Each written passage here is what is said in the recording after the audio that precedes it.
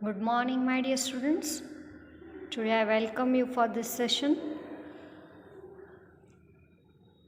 that is second semester, subject SS, lesson number 1. Name of the chapter is Medieval Gujarat.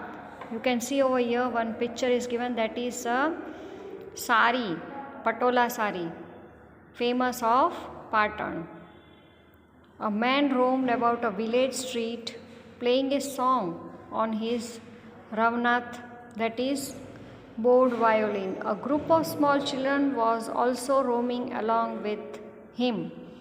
He continued to sing the same song repeatedly, the words of which were Chelaji re Patanthi Patola Monghalawajo. I think you all might have heard this song. Very famous song. Among the children who sang along with the singer was Pratik. The name of that boy was Pratik, who was singing with this man. When he returned home, he asked his grandfather about the Patola of Patan. Pratik's grandfather had a wealth of historical anecdotes. While telling Pratik about Patola, he informed him about the historical city of Anilwad, Patan. In the medieval age, that is 746 CE to 1304 CE, approximately for about 560 years ago, the Chavda, the Solanki and the Waghela dynasties ruled over Gujarat. During their reign, the capital of their kingdom was Anilpur Patan, which later came to be known as Anilwad Patan. Currently, Anwada village, that is situated to the west of the Patan, was originally known as Anilwad. You all might be knowing still now there are many Chavda, Solanki surnames you might have heard, and many of them are having this surname. The rule during 746 Solanki dynasty, Chavda dynasty was there. According the historical texts, the Chavda dynasty ruled over Panchsar. Its rule, Jayashikhari attained martyrdom in a war. His son Vanraj Chavda captured his father's kingdom. In place of the ruined kingdom, he established a new kingdom on the banks of the river Saraswati, which was known as Anilwad Patan. It is believed that his friend Anil assisted him in acquiring the kingdom, and hence the territory was named as Anilwad Patan after him.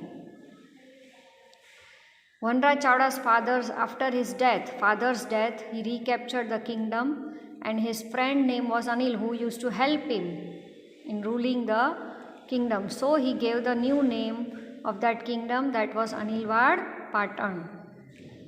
Anilwad Patan, after him, the Chavda dynasty ruled over Gujarat for approximately 196 years. Thereafter, the Solanki dynasty ruled over Gujarat. During the rule of the Solanki dynasty, Gujarat became very prosperous. The Rajput era saw Anilwad Patan emerge as one of the most powerful kingdoms.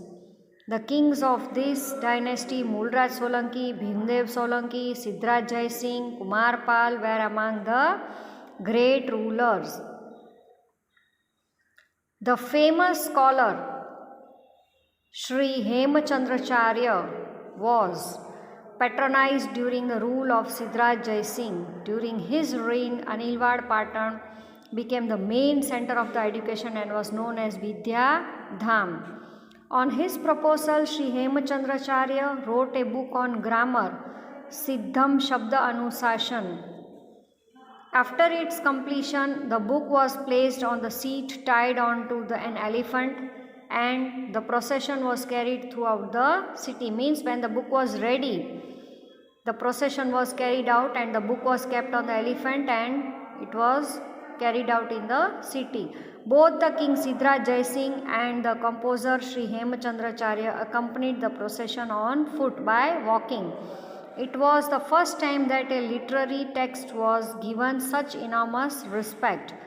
The prosperity of Gujarat reached its apex during the reign of Kumarpal. At this time, the amalgamation of non-violence, that is ahimsa, prosperity, that is Lakshmi, and education, means Saraswati, was noticed in Anilwad, Patan. The kings of Solanki dynasty were great rulers. However, 6 of these rulers renounced their thrones to become hermits. More information on this can be obtained from the library. You can see over here the picture of the book is given, such a big book, and the name of the book was Siddham Shabda Anusashan. Anilwad Patan had not only dynamic kings and academicians, but the queens were also equally dynamic. In fact, Queen Udyamati built a stepwell for the welfare of her subjects. This stepwell is known as Rani Ki Vav, because it was made by Rani Udyamati, so the name was given Rani Ki Vav. This stepwell consisting of 7 levels as an unparalleled example of art and architecture. The beautifully carved stone idols tells us of the glory and prosperity of the Solanki era. The carving and architecture was very beautiful. The beautifully carved stone idols tells us the glory and prosperity of the Solanki era. Queen Meenal Devi, King Siddharaj Jai Singh's mother, was much concerned about the welfare of the subjects and waived a pilgrim tax. You know, there was a tax, pilgrim tax was there. She removed it. The Malav Lake of Dholka at Dholka and the Munsar Lake at Viramgam were constructed on her instructions. The Shastraling Lake of Patan was constructed during the reign of King Siddharaj Jai. The history of Anilwad Patan is associated with the name of a brave, heroic lady. After the death of King Ajaypal, his son, being too young, Queen Naika Devi, his mother, took over the responsibility of the kingdom. During this time, Shahabuddin Gori crossed the desert and attacked Gujarat. Queen Naiki Devi exhibited enormous courage, tied her infant son to herself, led the army of Gujarat into the battle and successfully defeated Shahabuddin Gori. See, she was a queen and she was so bold, courageous, she defeated Shahabuddin Gori. After the Solanki dynasty, the Waghela dynasty ruled over Gujarat. The last emperor of the Waghela dynasty was Karandev Waghela, was defeated by Alauddin Khilji, and it brought to the end of Rajput rule over Anilwad Patan. Later on, for a period of time, Anilwad Patan remained the capital of Gujarat just for namesake. During the Sultanate era, Ahmad Shah established Ahmedabad in 1411 CE. Thereafter, Patan ceased being the capital of Gujarat and became the headquarters of Subagiri. The sultans ruled over Gujarat through the 15th century and till the end of the 16th century.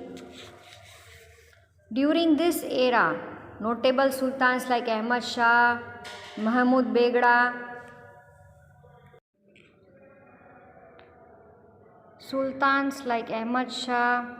Muhammad Begde and Muzaffar Shah ruled over Gujarat. At the beginning of the 17th century, the Mughal dynasty established itself over Gujarat, and thereafter many other kingdoms came into existence in Gujarat. Now, how they used to run the administration, let's see. During the Solanki era, the king was the most powerful of all. The various departments of the kingdom were handled by different ministers. The most important minister was known as Mahamatya, who looked after the finance department. The most important department of the administration was known as Mandal. The capital of this kingdom was located on the bank of the river Saraswati and hence it was known as Saraswati Mandal. The subsection of the mandal was known as Pathak. There were several such pathaks which included many small villages within their folds. Mandals such as Kutch Mandal, Saurashtra Mandal, Khetak Mandal, Lat Mandal, Medpat Mandal were present during this time. You can see over here the small villages were named as Mandal. Different type small areas were covered and given the name. Now architectural and culture. Which type of architecture was there during that time? Many people followed Saivism in Gujarat during the Solanki era. At this time, Somnath was the prime center of Saivism, while Dwarka was the famous pilgrim center for the Vaishnavas. Influence of Buddhism reduced during the medieval age, while Jainism gathered momentum. As a result, many magnificent Jain temples were built. This period also saw the progress of architecture, sculpture and painting. The architecture of this time exhibited the Rajasthani style of temple carving. The Sun Temple of Modhera, the Vimla Vashi Temple of Abu were constructed in the 11th century, while the Rudra Mahalya Temple, reconstructed Somnath Temple were built in the 12th century. The 13th century saw the construction of Delwara temples of Mount Abu, which attained a prominent place in the architectural splendor of India. You can see over here the Kirti Toran of Vadnagar. The picture is given over here, the Kirti Toran of Vadnagar. Along with the temple architecture of Gujarat, other architectural works such as lakes, forts, gateways, arcs of temples were also included. Among all the Kirti Torans, the Kirti Toran of Vadnagar is very famous. Manuscripts were usually written on palm leaves, that is tadpatras. Margins were drawn along the four sides of these 2-3 feet long and 2-3 inch wide leaves, and within that limited space, writings and drawings were executed. Paper was not introduced at that time, so they used to write on the leaves of palm tree. Besides this,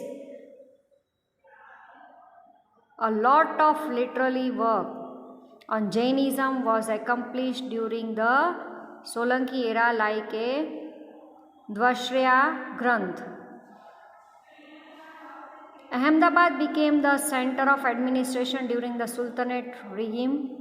Many books were written in Persian language. Also, many works in Gujarati have been written during this period. Many famous mosques were built during the Sultanate as well as the Mughal era. The famed Siddhi Sayyad Grill of Ahmedabad and the Sarkhej Roza Mosque were constructed during that time. Siddhi Sayyad Jali is there in Ahmedabad. Whenever you go, you see. Even Sarkhej Circle is there in Ahmedabad. When we enter the Ahmedabad city, Sarkhej area comes. Thus, during the medieval age, for almost 560 years, Gujarat was ruled over the Rajput dynasty and later by the Sultanate era and the Mughal era. This is evident from the architectural splendor of the literary works of that period. You saw all the important places of Gujarat in this chapter. You are living in Gujarat. You saw the old history of Gujarat, how the name of the Ahmedabad city was given after the name of the ruler Ahmad Shah, and what are the famous things of Gujarat, which temples are constructed by whom. All these things you saw in this chapter.